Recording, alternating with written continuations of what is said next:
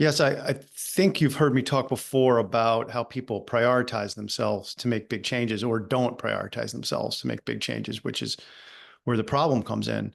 The concept I've developed, center of your own life, the first law and the four laws of radical change in my book, I think helps orient people well and gives them a tool towards this approach to prioritizing themselves so they can make the big changes they want to make and live the kind of lives that they want.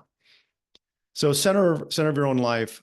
First of all, the big thing to differentiate there in terms of how people make change and how they focus on themselves and how they prioritize themselves and put themselves really in the center of their own life is not to be confused. And this is common. People do this commonly with being self-absorbed or overly selfish in a bad way or self-centered or narcissistic or something like that. That's a confusion. And actually, what I talk about also in relationship to that kind of confusion is that if that confusion isn't cleared up, if people are believing that those two things are the same, two things being center of your own life and prioritizing yourself to create the kind of life that you want and use personal authority and assertion to get that, and thinking that that's bad, that's somehow morally problematic because you'd be overly self-centered or uncaring or not a good person, that will definitely operate as a psychological defense.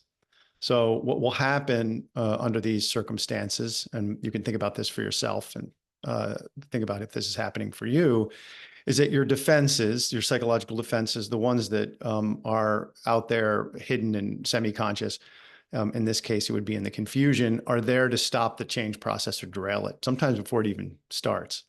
So the defenses will take that confusion, the one I just described, and use it to derail your change process immediately. You won't even get out of the gate, or you won't get far out of the gate before you quit and give up on your change process or the kind of life that you want. So the first step in understanding center of your own life, which is this step towards prioritizing yourself, this concept that I use to help people make big changes they want in their life, is to understand right away that the defenses have possibly co-opted this very, very important drive inside of you to make your life better and arguably other people's lives better, to stop the change process and derail it through that confusion. So clear that confusion up right away. Putting yourself in the center of your own life, prioritizing yourself, meaning putting yourself first in particular areas of your life that you need to make the changes that you need to, is not selfish. It's not morally problematic. Doesn't mean that you're going to neglect obligations, good obligations, responsibilities that you have and want. It simply means that you will begin to be able to create the kind of life that you want. You'll put yourself in a place where you deserve to do that, and you'll combat the defense that tells you that you can't possibly have that.